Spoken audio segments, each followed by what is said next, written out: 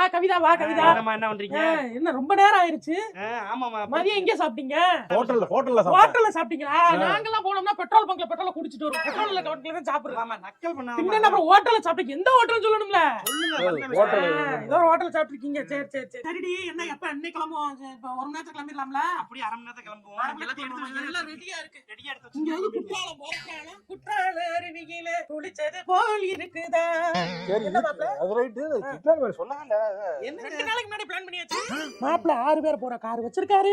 நாங்க ஃபுல்லா டீசல போட்டுக்கிட்டு வந்துறோம்.